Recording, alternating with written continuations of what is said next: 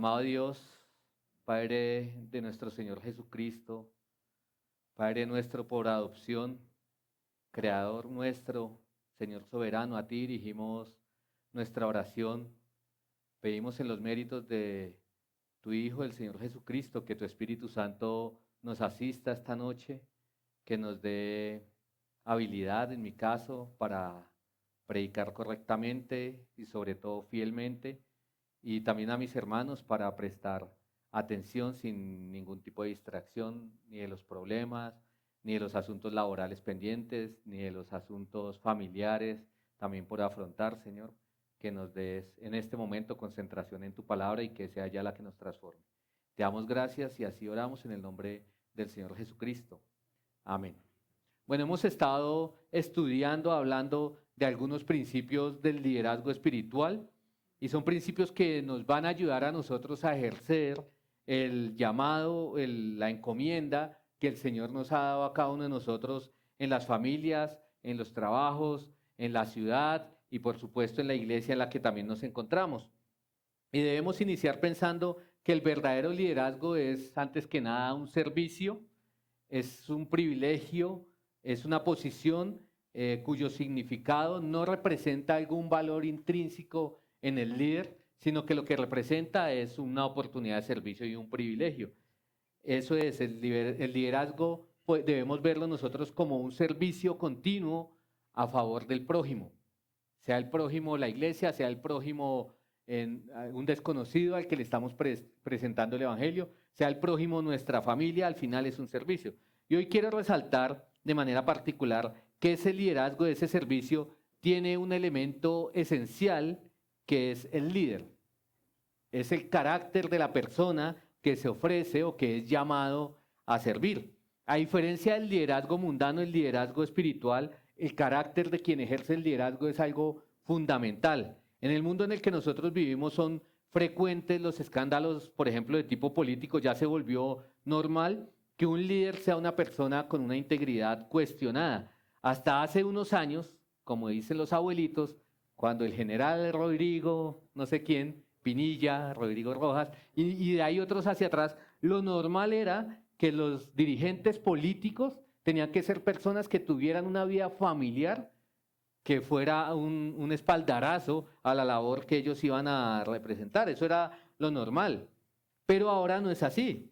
Ahora parece que lo importante en el liderazgo es si esa persona tiene la capacidad de obtener resultados o no obtener resultados. Su vida familiar queda allá, eso es su vida familiar. No nos vamos a meter con eso porque eso no tiene nada que ver con lo que hace. Pero con el liderazgo espiritual no ocurre así. Dios demanda integridad entre lo que se predica y el mensajero que predica el mensaje. Es por ello que los líderes de las iglesias, los ancianos, los patrones establecidos para quienes son aptos, no están basados tanto en sus habilidades, aunque sí, sino más basados en su madurez, en su testimonio y podemos resumirlo en una palabra, en su irreprensibilidad. El liderazgo es necesario y se hace evidente en todo momento, pero de manera particular en las crisis. Las crisis se solucionan por medio de líderes capaces, por medio de personas que tomen la iniciativa, que se hacen dignos de confianza, como lo hemos visto hace unos meses, que tienen la capacidad de tomar decisiones exitosas, que frecuentemente inclusive ven lo que otros no ven con facilidad. Pero como veremos hoy, no es suficiente tener una habilidad natural. No es suficiente solamente tener ese carácter o esa chispa que hace que quizás otras personas lo sigan. Es necesario para ejercer liderazgo espiritual, de acuerdo a lo que el Señor nos pide, tener integridad. Así que el líder mismo debe ser antes un modelo de lo que él está predicando. Un excelente ejemplo es el apóstol Pablo, que ya hemos venido estudiando allí en Hechos 27, el ejemplo, y hemos extraído algunos principios del liderazgo que van a ser útiles para nuestra propia vida, para nuestras familias y por supuesto también para nuestros ministerios, pero para cada lugar donde el Señor nos está poniendo, nos ha puesto o nos va a poner estos principios son útiles. Así que hoy vamos a encontrar 3 principios más de ese liderazgo espiritual que nos van a ayudar en el ejercicio de rol que el Señor quiere para nosotros. Bueno, en Hechos 27, para los que no han estado ahí siempre o no tienen el contexto, los que no han venido acompañándonos a las reuniones anteriores, nos encontramos en medio de un naufragio un naufragio en el que Pablo tiene el liderazgo, pero Pablo en realidad iba allí como un prisionero que iba rumbo a Roma para ser juzgado, y él iba acompañado por algunos servidores, por lo menos uno que se relata con claridad es el mismo escritor de esta historia, que es Lucas, el historiador. Durante ese viaje, si ustedes lo recuerdan, ellos iban bordeando el mar, ellos iban yendo como los marineros de puerto en puerto, pero no iban propiamente en lo que podríamos denominar como alta mar o a nivel profundo.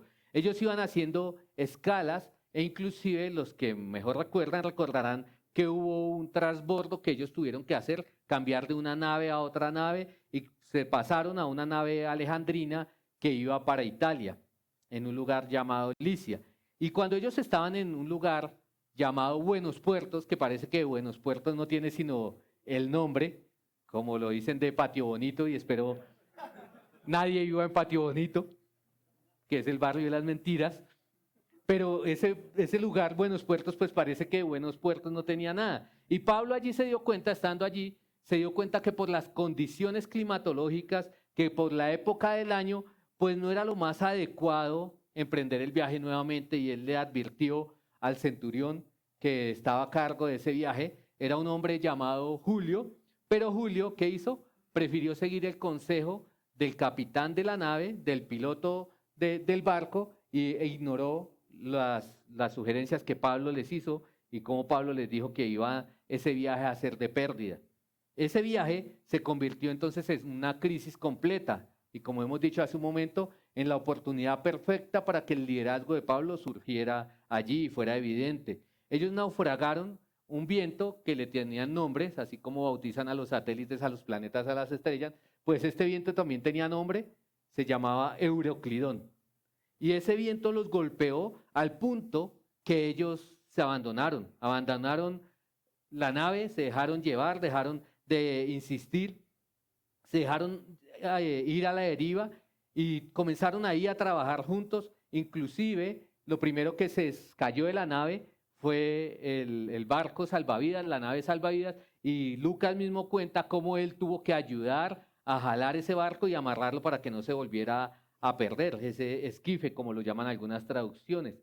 Ellos cogieron y empezaron a lanzar carga al mar, empezaron a botar los aparejos de la nave, pero es una situación que duró varios días, como vamos a ver en los versículos que vamos a leer hoy. Duró por lo menos 2 semanas esa situación. Y en ese tiempo esos hombres escasamente durmieron y escasamente probaban alimento. Parece que ni siquiera comían nada. Y ahí en ese momento es donde Pablo, el prisionero, toma el liderazgo. Cuando ya todo el mundo estaba sin esperanza, cuando ya lo habían intentado todo, ya dijeron, bueno, pues ¿qué nos queda más sino esperar la muerte? Y dejaron el barco a la deriva. Entonces Pablo toma el liderazgo. Miren el versículo 21. Estamos allí en Hechos 27. Dice el versículo 21 que cuando habían pasado muchos días sin comer, Pablo se puso en pie en medio de ellos y dijo, amigos, debían haberme hecho caso y no haber salido de Creta, evitando así este perjuicio y pérdida. Pablo tenía allí entonces noticias para ellos. Y tenía noticias, como en los chistes, noticias buenas y noticias malas. Miren el versículo 22. Pero ahora los exhorto a tener buen ánimo, porque no habrá pérdida de vida entre ustedes, sino solo el barco. Entonces las buenas noticias, ¿cuáles eran? Que nadie se iba a morir. ¿Y las malas cuáles eran? Pues que iban a quedar a la deriva porque el barco sí se iba a perder, iba a encallar en una isla o contra algunas rocas. Entonces se encontraron en esa clase de crisis que requiere de un líder valiente, de un líder lúcido, que esté pensando bien, de alguien fuerte. Y la persona que tenía las mejores calificaciones para ellos era la persona que tenía la menor escala en cuanto a posición en esa barca, y era Pablo, el prisionero que iba rumbo a ser juzgado y posiblemente en un juicio que iba a ser condenatorio. Debió haber sido irónico para ese momento, para el capitán, para Julio era el centurión romano, y para todos los demás que tuvieran algún nivel de autoridad en ese barco, pues que Pablo fuera el que tomara el liderazgo. Pablo no tenía una posición oficial, eso es importante también, pero tenía una autoridad mayor que los demás. ¿Y saben por qué tenía una autoridad mayor? Porque lo que él estaba diciendo eran órdenes que él estaba recibiendo de parte de Dios. Y Dios estaba hablando por medio de Pablo. Eso estaba muy claro ahora para este momento, después de que Pablo les advirtió a todos de lo que iba a pasar, si abordaban ese barco, si emprendían ese viaje, lo ignoran y justo pasa lo que Pablo dijo. Entonces, para todos era claro que Pablo era el hombre que había que escuchar. Entonces Pablo lo logró, ahora Pablo tenía el control, pero hay algo importante allí que debemos decir cuando decimos, bueno, el líder es alguien que ve la crisis y toma el control. Algo que es importante decir allí es que Pablo no usurpó la autoridad de nadie, porque después nos vemos con noticias acá la próxima semana de que a todos los despidieron porque se pusieron a mandar en sus oficinas. No, en realidad Pablo, lo que pasó allí es que todos se habían subordinado al liderazgo de Pablo porque Pablo era el único que sabía qué hacer. Y lo vamos a ver también a medida que vayamos avanzando en la lectura. Y por esa razón es que aunque Pablo comenzó como prisionero, ahora todos aceptaban su liderazgo. Él tenía experiencia y había mostrado que sabía lo que hacía. El capitán para ese momento no estaba dirigiendo la nave. El piloto, yo no sé dónde se encontraba, pero no estaba allí en el timón de la nave. El centurión ya no estaba a cargo de esos 100 soldados por lo menos que tenía. Era un momento de caos, era un momento donde ya las líneas de autoridad se habían perdido y la única persona que guardaba algo de compostura en medio de esa crisis, en medio, me imagino, de esa gritería, en medio de todo lo que estaba ocurriendo, era Pablo. Así que esto nos muestra también, antes de entrar a nuestros principios, que el liderazgo es algo que no necesariamente se confiere por medio de un título, o que no necesariamente un rango automáticamente significa liderazgo. El liderazgo en realidad se puede resumir en una palabra que es en influencia. Y el líder es alguien que influencia a los demás. Es una cuestión de habilidad, no necesariamente de posición. Y es asombroso ver a todos estos hombres, poderosos, que estaban acostumbrados a dar órdenes, que estaban acostumbrados como el centurión, un militar, a mandar y a que todos de manera inmediata corrieran a hacer lo que decía el cuadro de mando, y ellos de un momento a otro se ven todos escuchando a ver qué es lo que dice Pablo. Pablo se había ganado el derecho a dirigir. Continuando con la historia, pues el viento continuó empujando a ese barco por varios días. El pánico entró en la tripulación, en los pasajeros, y todo esto solamente aumentaba la intensidad con el paso del tiempo. La dificultad para mantenerse a flote era tanta que, como ya lo acabamos de leer, nadie comió por días. Ellos estaban petrificados de terror, estaban aterrorizados.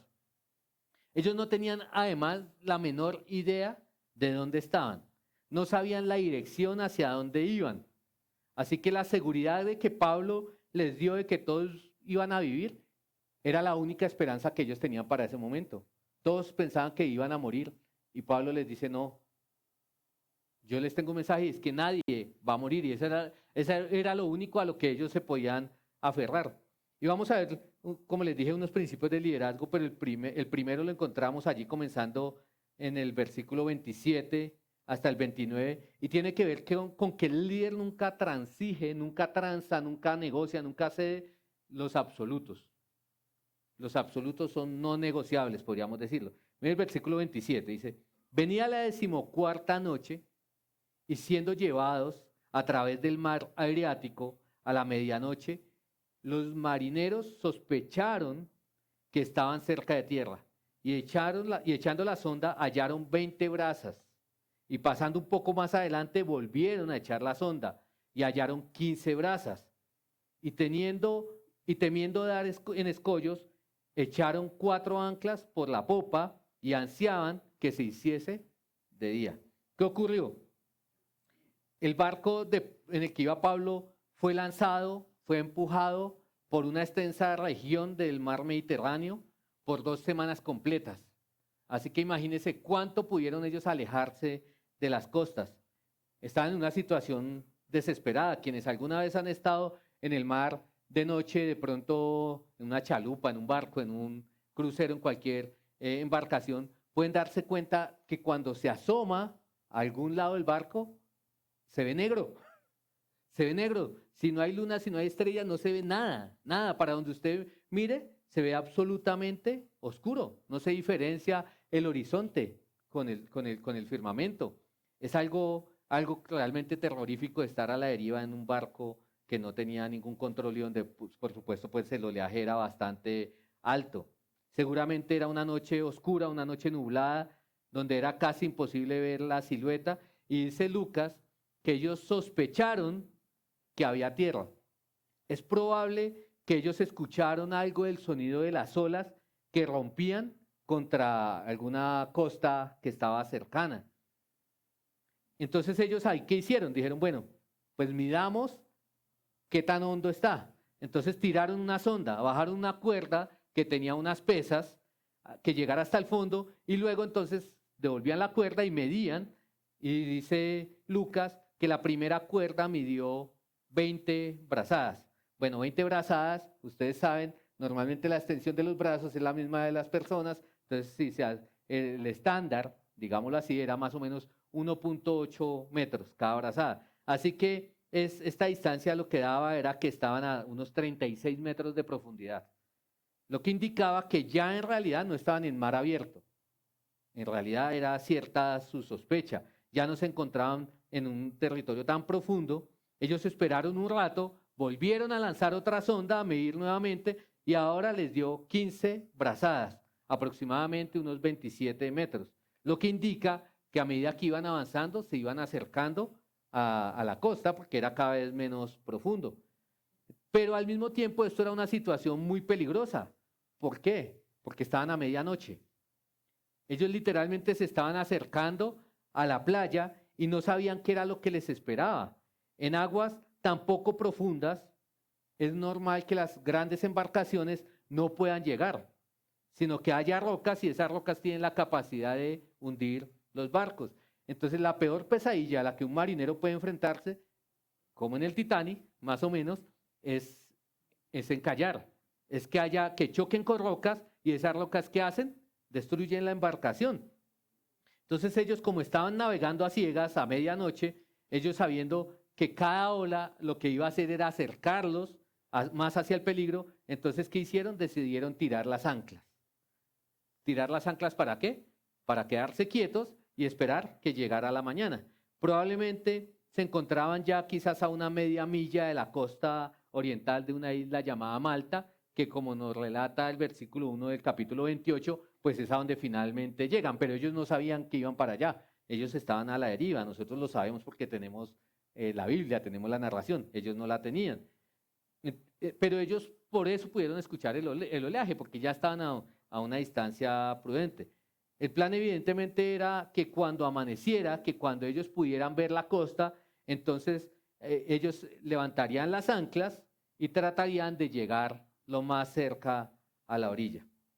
Las condiciones del tiempo seguían tan malas que inclusive algunos marineros intentaron secretamente abandonar el barco. Dijeron, de acá nos vamos, esto se va a estrellar, me boto, como cuando hay un incendio y las personas desesperadas de los pisos superiores creen que es una mejor opción botarse que ahogarse por el humo. Pues estos hombres fingieron que estaban trabajando en otras anclas, en el otro extremo del barco, en la proa, y algunos de ellos bajaron ese pequeño barco, ese esquife que habían rescatado antes, para irse. Eso era un problema serio porque los que estaban huyendo era la tripulación, eran los marineros, no eran pasajeros normales, eran los marineros. Y cuando los marineros son los que se están botando, pues no hay mayor esperanza, hay que huir. Pero vean cómo Lucas describe lo que pasó allí. Dice en el versículo 30, dice, entonces los marineros procuraron huir de la nave y echando el esquife al mar, aparentaban como que querían largar las anclas de la proa. Pero Pablo dijo al centurión y a los soldados, si estos no permanecen en la nave, vosotros no podéis salvaros. Entonces aquí hay una serie de ironías. La primera tiene que ver con que supuestamente los marineros son los últimos en bajar de un barco, ¿no? Eso es lo que se dice, que el capitán se hunde con su nave. Ellos deben estar dispuestos a permanecer, aunque la nave se hunda, ellos deberían ayudar a bajar a todos los demás y de último sí bajar ellos. Es decir, un marinero es entrenado para arriesgar su vida por salvar la de los demás. Eso era una ironía allí. Pablo el prisionero es el que intenta detener la huida también. Pablo, que era un prisionero, y un prisionero, ¿qué hace cuando le dan la menor oportunidad de volarse? Pues volarse. ¿Pero qué hizo Pablo? Dijo, oiga, le dijo a Julio, ellos se están yendo. Entonces, él ahora es el que tiene el control y hasta le da órdenes sutiles, pero es el que toma el control sobre el centurión. Y este con sus soldados están escuchando a Pablo. Y Lucas nos relata que cuando Pablo les dice que no deben dejar escapar a los marineros, miren lo que hacen, versículo 32. Dice que entonces los soldados cortaron las amarras del bote y lo dejaron perderse. Que se vaya el barco. Piensen ustedes en Lucas y en los demás que habían dado de su esfuerzo por rescatar este barco días antes. Pues para ellos debió ser decepcionante esa experiencia. El bote era importante porque el bote es lo que normalmente se usa cuando se va aproximando el barco a la costa. Entonces hay unos que hacen la expedición, se suben en el barco salvavidas y van y ven cómo está el camino hacia allá. Pero ahora los ocupantes de este barco estaban a la deriva completamente, ahora sin ni siquiera un bote salvavidas. Ahora ellos en lo único que podían confiar era en qué o en quién, en el liderazgo de Pablo. Inmediatamente ellos hicieron lo que Pablo les dijo, lo cual muestra que ya estaban confiando en Pablo. Los soldados no lo dudaron. Dijeron ya, si estos se van a volar en el barco, pues soltamos el barco y que se pierda el barco. En lugar de ellos ahora poner sus vidas en manos del bote, la pusieron en manos de un hombre que estaba encadenado, que no los podía llevar en realidad él a la costa, en el mar. Y una vez cortaron las cuerdas que ataban el bote, ellos quedaron a la merced y al liderazgo de Pablo. Entonces Pablo se convirtió en la única esperanza de ellos. Y en realidad ese es el liderazgo. Ese es el liderazgo. Y el liderazgo es que la gente confía las vidas en sus líderes. Y si ustedes piensan, ustedes queridos señores, hermanos, cuando ustedes se casan, ¿qué están haciendo las mujeres que se casan con ustedes? Pues están depositando toda su confianza en ustedes. Por eso es que algunos, inclusive los suegros, hasta los amenazan. ¿Cierto? ¿Por qué? Porque la vida de esa mujer está depositada en la confianza de ustedes. Pero cuando tienen hijos o tenemos hijos, pues en un sentido la vida de nuestros hijos depende de nosotros. No estoy desconociendo para nada la soberanía del Señor, pero tenemos que esforzarnos porque hay vidas que dependen de nosotros. Y así en cada lugar. Cuando pensamos en el liderazgo espiritual, pues cada persona que hace parte de esta iglesia está confiando en el liderazgo espiritual de esta iglesia. Cuando una persona se hace miembro de esta iglesia, lo que está diciéndoles, vea, confío a mi familia en que ustedes la van a guiar por donde es. Eso no los exime de su responsabilidad, pero en realidad el liderazgo se trata de eso, de responsabilidad hasta el nivel inclusive de las vidas. Y aquí hay un principio, antes de ir propiamente a nuestro principio de liderazgo, pero es un principio teológico que nosotros debemos tener en cuenta en el liderazgo y tiene que ver, si ustedes notan el versículo 31, Pablo dice que a menos que los marineros se mantuvieran en el barco, el centurión y los soldados no sobrevivirían. Eso dice el versículo 31, ¿cierto? Pero según el versículo 22, Pablo les dijo que no habrá ninguna pérdida de vida entre vosotros, sino solamente la pérdida de la nave. Esa promesa, nos dice Lucas, que Pablo la recibió de parte de Dios por medio de un ángel. Entonces Pablo no tenía duda de esa promesa. Pablo no tenía duda de que Dios iba a cumplir lo que había anunciado. Pablo no se imaginó por ningún momento, ni por un instante, que la soberanía de Dios anulaba la responsabilidad humana. No supuso que si Dios ya había revelado el final, entonces no importaba lo que esos marineros hicieran. Pues si Dios ya aseguró que nadie se va a morir, ¿cierto? Entonces pues que se vayan, no importa lo que la gente haga. Él no pensó, si Dios quiere salvar a los pasajeros de este barco, pues lo va a hacer sin necesidad de mi esfuerzo, sin necesidad de que yo haga nada. Él no pensó eso. Entonces Pablo comprendió no simplemente, si hablamos teológicamente, el decreto final, sino que Pablo entendió que Dios también decreta los medios, que Dios también decreta el curso normal de los eventos, que Dios usa los medios ordinarios para hacer su voluntad. Y en este caso, los medios que Dios escogió, esos medios ordinarios para salvar a la tripulación, pues ¿cuáles eran esos medios? Era Pablo, era el liderazgo de Pablo.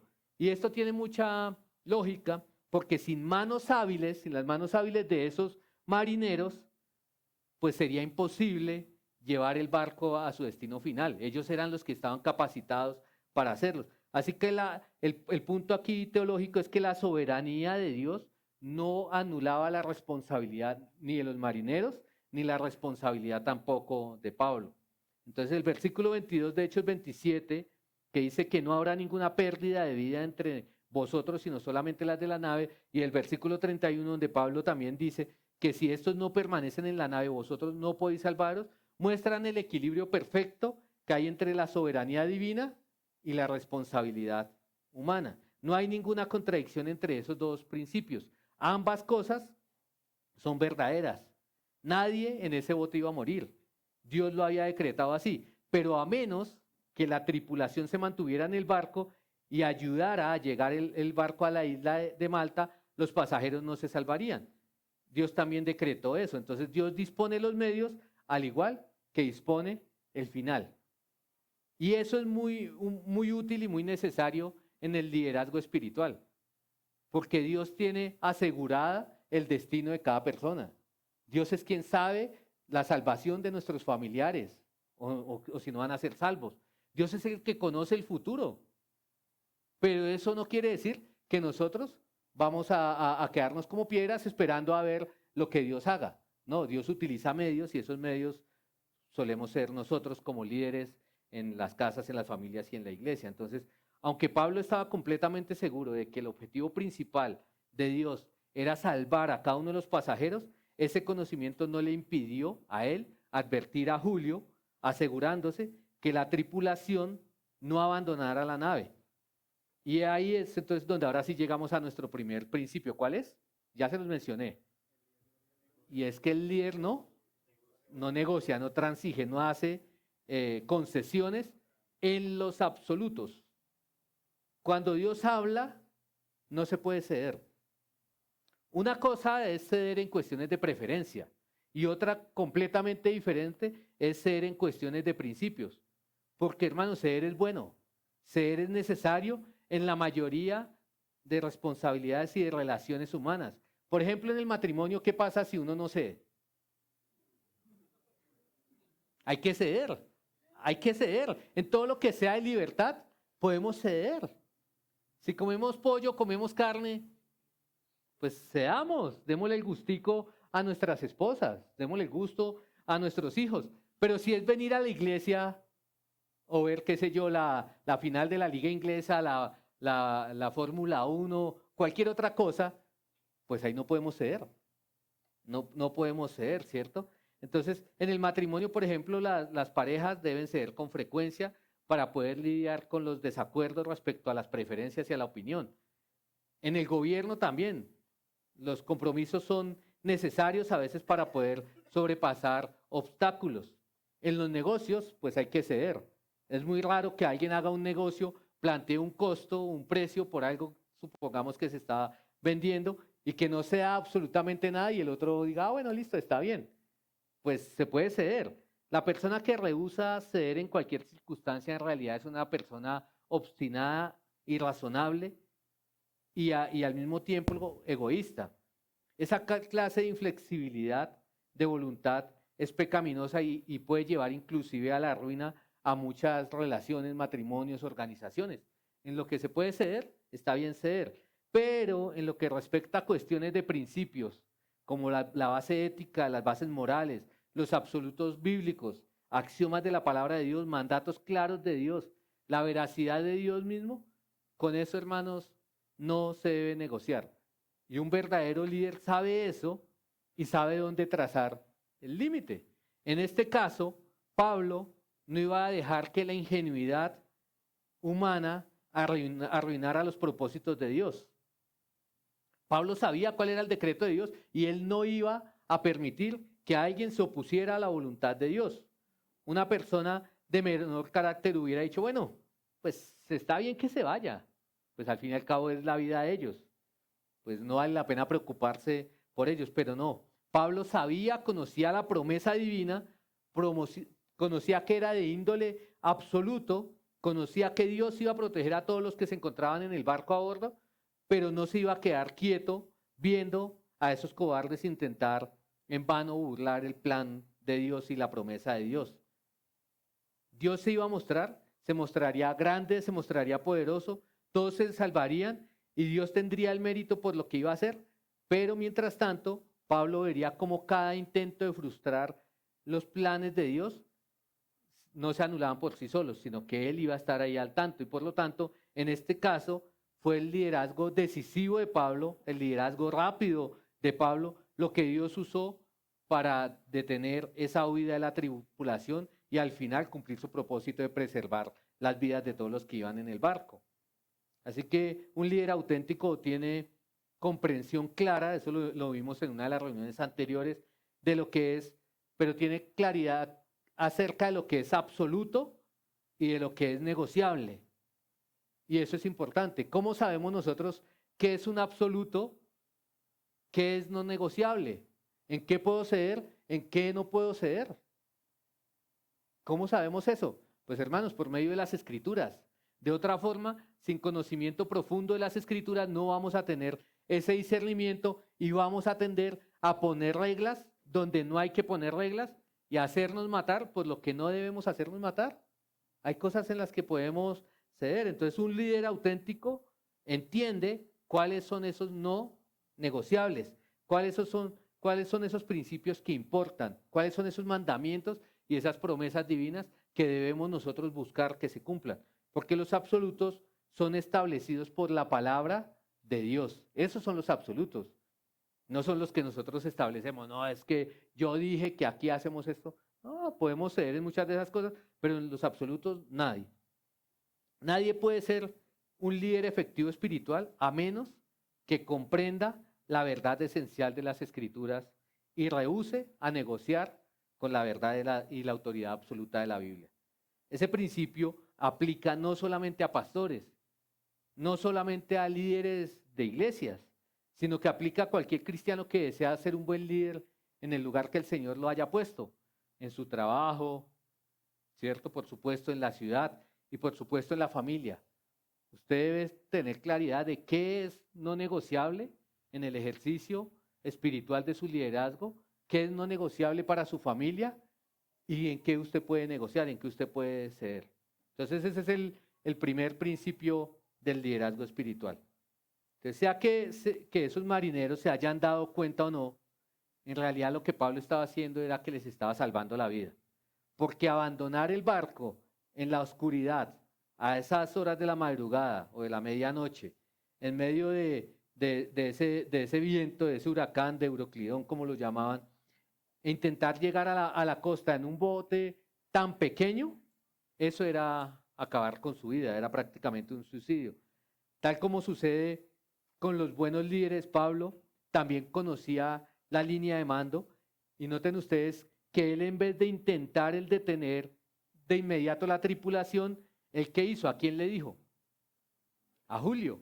¿Quién era Julio? El centurión.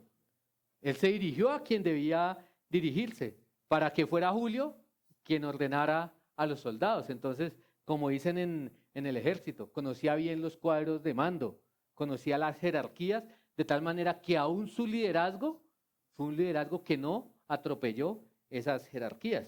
Hay un segundo principio del liderazgo espiritual y es que el líder se enfoca en los operativos, no en los obstáculos. Miren ustedes cómo luego, cuando amanece, lo que escribe Lucas, versículo 35. Cuando comenzó a amanecer, Pablo exhortaba a todos que comiesen, diciendo: este es el 14º día que veláis y permanecéis en ayunas, sin comer nada. Por tanto, les ruego que comáis por vuestra salud, pues ni aun un cabello de la cabeza de ninguno de vosotros perecerá. Y habiendo dicho esto, tomó el pan, dio gracias a Dios en presencia de todos y partiéndolo comenzó a comer.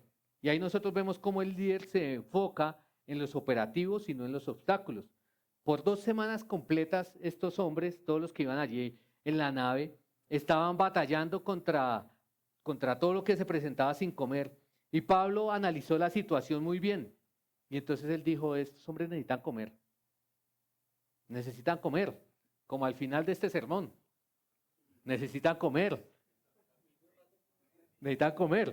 Entonces, ahorita les decimos, coman pizza antes de hacer el taller. Pero el punto aquí es que Pablo analizó la situación, en vez de ver los problemas, entendió que era lo que se necesitaba. Él vio más allá de la tormenta, él vio más allá de la urgencia del momento y supo que necesitaban prepararse para la dificultad que iban a enfrentar. Si los 14 días que habían afrontado los tenía completamente desgastados a estos hombres, al punto yo creo que de desmayarse por falta de consumir alimentos, Pablo entendió y sabía que esos hombres necesitaban ahora ser fortalecidos, no solamente anímicamente, sino que sus cuerpos necesitaban. Entonces Pablo, podemos decir así, fijó sus ojos en un operativo, armó un operativo y él les dijo, por vuestra salud, ustedes necesitan comer, pues ni aun un cabello de la cabeza de ninguno de ustedes perecerá. Van a salvarse, no van a lesionarse, pero necesitan un buen desayuno. Nuevamente, el mismo principio teológico. Dios va a salvar, Dios los va a preservar, pero ustedes deben comer, ustedes deben alimentarse. Entonces Pablo les estaba además también allí de manera estratégica haciendo olvidar de sus temores, les estaba haciendo olvidar de la amenaza de muerte de la tormenta, del desafío que iban a tener que afrontar de nadar luego hacia la costa, y más bien lo que hizo fue animarlos a que consumieran alimentos para lograrlo de la mejor manera. Pablo les dio palabra de ánimo que los ayudara a ignorar, al menos pasajeramente, esos obstáculos. Lucas dice que Pablo también además después tomó el pan, dio gracias a Dios en presencia de todos y luego nuevamente nosotros vemos allí de dónde provenía la autoridad de Pablo y de dónde provenía su esperanza. ¿Qué hizo? Dio gracias a Dios aún en medio de esa crisis y comenzó a comer. Entonces Pablo, este hombre no ignoró las necesidades físicas de la tripulación y allí hay un equilibrio entre la parte espiritual, era un líder espiritual, pero entendía que debía moverse en lo físico, entendía que había una necesidad de actuar y luego también él comenzó a comer. Entonces este principio tiene que ver con que más allá de ver los obstáculos que hizo Pablo, pensó en un plan, pensó en un operativo, pensó en qué hay que hacer ahora y basado en eso animó a todas estas personas. Y el tercer principio va ahí de la mano y es que el líder espiritual capacita mediante el ejemplo. Capacita mediante el ejemplo. No hay nada más desastroso que un líder que no da ejemplo, que un líder que es como el dicho del cura, que predica pero no aplica. Un padre que no ama, un padre de familia que no es disciplinado, es un desastre. Un esposo que no ama a su esposa y por ende no modela a sus hijos cómo deben ellos amar a su mamá y cómo deben amar a la esposa que el Señor les va a dar un día en el futuro, pues eso también es un desastre, porque ¿de qué sirven todas las palabras que ese hombre pueda decir? Yo no sé cuántos de ustedes siguen las redes sociales del mundo cristiano, pero esta semana se conoció una noticia también desastrosa. No sé si han escuchado de una organización cristiana que se llama G3, que son conocidos principalmente por una serie de conferencias en las que en su momento inclusive el pastor MacArthur fue a participar, son reformados ellos. Pues esta organización expulsó a su fundador, es un pastor o era un pastor llamado Josh Buice, porque ese hombre lo que encontraron fue que él creó 4 cuentas, por lo menos 4 cuentas, cada una con diferente perfil, para desde esas cuentas anónimas atacar a pastores, incluyendo a aquellos pastores que él mismo invitaba a su conferencia y líderes de su misma iglesia en la que este hombre servía. ¿Por qué lo hacía? No sé. No sé, no tengo la menor idea, pero esa noticia salió estos días. Y piensen ustedes en el desastre que trae eso. En cuántas familias, cuántas personas que están creciendo en la fe, que quizás tienen una fe débil, pues van a ser desanimadas por un liderazgo que no actúa mediante el ejemplo, ¿cierto? Eso causa un daño terrible en esta iglesia allí en Atlanta. No me imagino lo que deben estar pasando allí. Pero con Pablo no ocurrió eso. Pablo fue un ejemplo, aún en medio de la crisis. Ya lo leímos en el versículo 35, que él tomó el pan, dio gracias y desayunó, comió igual que los demás, fue el primero. Dice el versículo 36 que entonces todos, teniendo ya mejor ánimo, comieron también. Es un estímulo que se volvió contagioso. Dicen, bueno, si este hombre está tan calmado, si este hombre tiene esperanza, pues quizás vale la pena tener esperanza. Entonces tuvo un buen efecto el ejemplo de Pablo y ellos comenzaron a sentirse también bien, a sentirse más fuertes, con más esperanzas y luego se pusieron a trabajar. Miren el versículo 37 para cerrar también la historia. Dice, éramos todas las personas en la nave, ¿cuántas? 266. Bueno, en algún momento contaron cuántos eran, había que contar. ¿Para qué? Para después, cuando llegaran a la orilla, los que llegaran, pues contar a ver cuántos se habían muerto. Ya nosotros sabemos el final de la historia, aunque usted no lo haya leído, si confía en Dios y sabe la promesa, pues sabe cuál va a ser el final de la historia. Luego se pusieron ellos a trabajar en una última actividad antes de abandonar la nave, antes de avanzar un poco más, pues el barco necesitaba estar lo más liviano posible para hacerlo avanzar hacia la costa. Dice el versículo 38 que ya satisfechos, ellos aligeraron la nave, echando el trigo al mar. El sobrante de la carga también fue lanzado al agua. Entonces, es claro, todo esto había un plan, como les dije hace un momento, Pablo dio un plan. Es claro que nada más, para ellos ya era claro que nada más se iba a salvar, que lo único que se iba a salvar era sus vidas. Por eso comenzaron a votar todo. Ellos estaban confiando ahora en la profecía que Dios había dado por medio de Pablo. Versículo 39. Cuando se hizo de día, no reconocían la tierra, pero veían una ensenada que tenía playa, en la cual acordaron varar, si pudiesen la nave. Cortando pues las anclas, las dejaron en el mar, largando también la armadura del timón e izando al viento la vela de proa, enfilaron hacia la playa.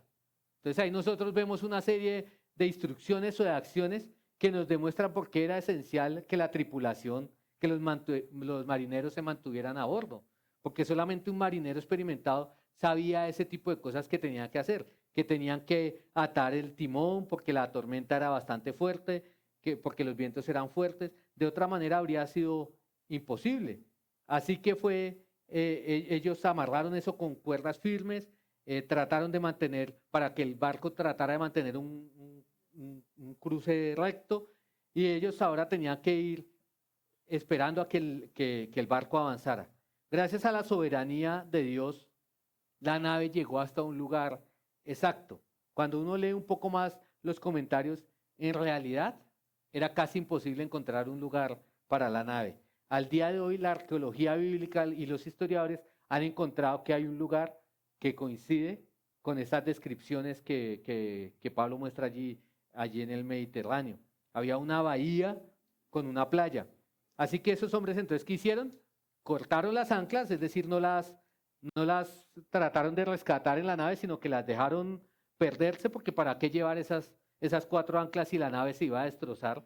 Ya todos lo sabían y ya ahora todos estaban confiando en eso. Izaron la vela y se dirigieron a la playa.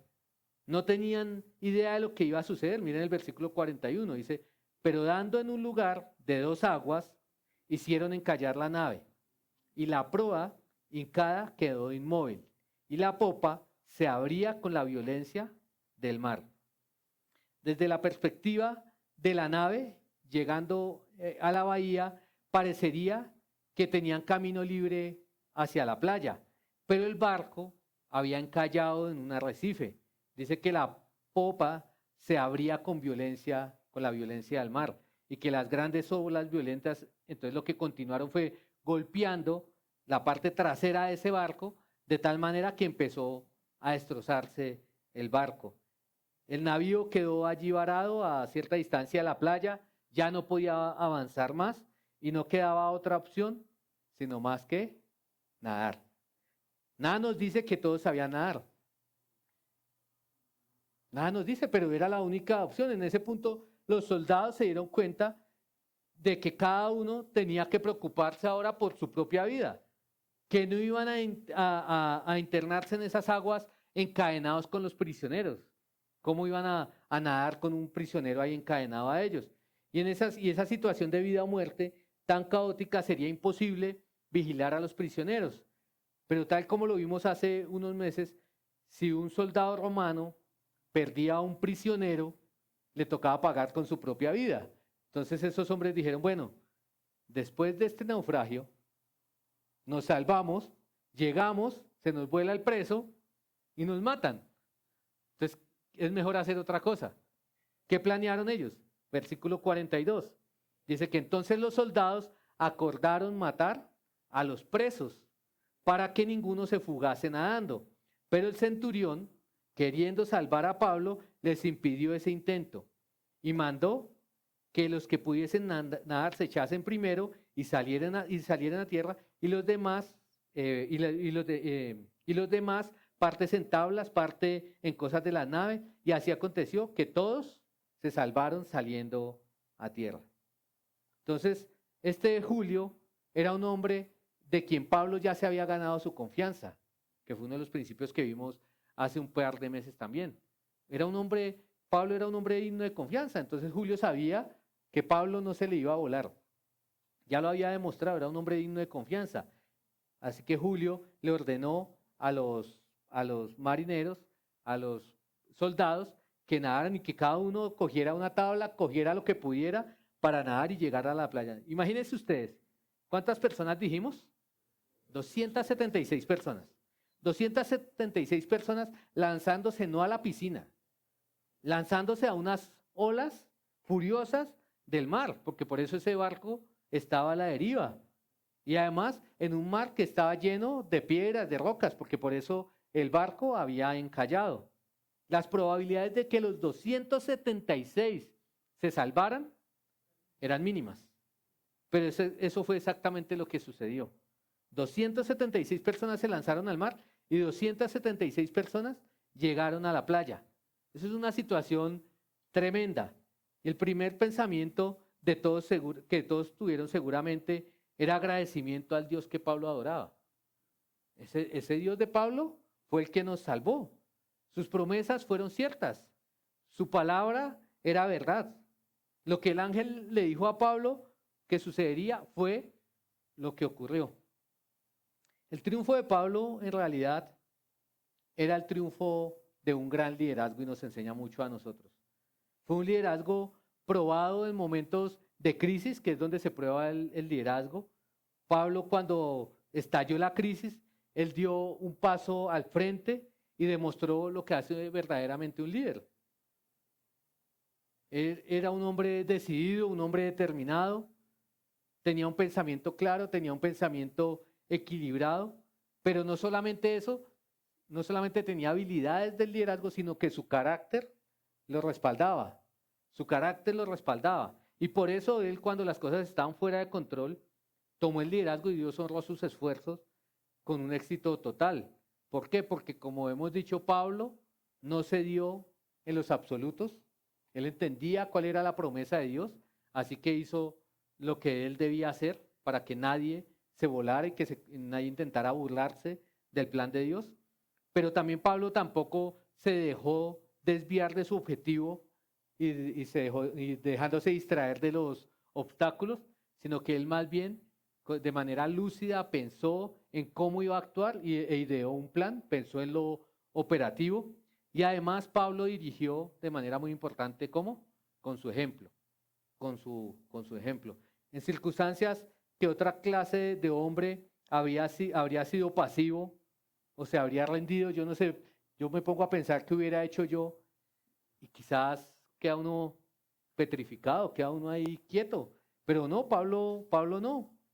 Pablo no se rindió, no fue pasivo, Pablo se encargó y se convirtió en un ejemplo para nosotros hoy, para todos aquellos que en uno u otro ámbito estamos llamados a ejercer el liderazgo. Y eso fue uno de esos ejemplos de hombres piadosos en la vida del apóstol que Dios designó en el liderazgo y tiene mucho que enseñarnos acerca del verdadero liderazgo. Entonces son 3 principios más que podemos sumar a los que ya hemos visto y creo que tienen mucho para hablar y yo espero que esto traiga bendición a cada uno de los lugares donde ustedes se encuentran, por supuesto donde yo me encuentro. Entonces ahora vamos a hacer una oración y luego pasamos al tiempo de talleres, nos reorganizamos acá un poquito para que podamos tener una discusión allí entre cada uno de nosotros. Amado Padre, gracias porque más que una historia de elogiar, que un hombre digno de admirar, aunque claro que lo era el apóstol Pablo, allí nosotros encontramos también esos principios que nosotros debemos modelar para poder hacer con fidelidad esa labor en la que tú nos has puesto. Gracias porque nosotros entendemos que así como a Adán, el primer hombre, no solamente el primer ser humano, sino el primer varón, le fue encargado la labor de dirigir a su familia y de dirigir toda una labor titánica de administrar este lugar que tú creaste, Señor. De esa misma manera nosotros, tú nos otorgas un liderazgo con el que debemos servir en nuestras casas, en nuestros trabajos, en la iglesia y algunos en muchos otros lugares. Así que te damos gracias porque no nos dejas a la deriva, sino que nos das instrucción y hoy entendemos por medio de tu palabra cómo podemos hacerlo de una manera mejor. Aquí todos sabemos que ninguno de nosotros puede presentarse delante tuyo diciendo que ha sido un líder excelente, que lo ha hecho bien, que ha hecho todo eso que Pablo hizo. Tenemos tanto que aprender, tenemos que confesar nuestro pecado y al mismo tiempo clamar que tú nos ayudes para hacer las correcciones necesarias y poder de esa manera servir mejor a quienes tú pones bajo nuestro cuidado. Te damos muchas gracias y te pedimos ahora, Señor, que nos dirijas en este tiempo de conversación que vamos a tener. Así oramos en el nombre del Señor Jesucristo. Amén. Amén.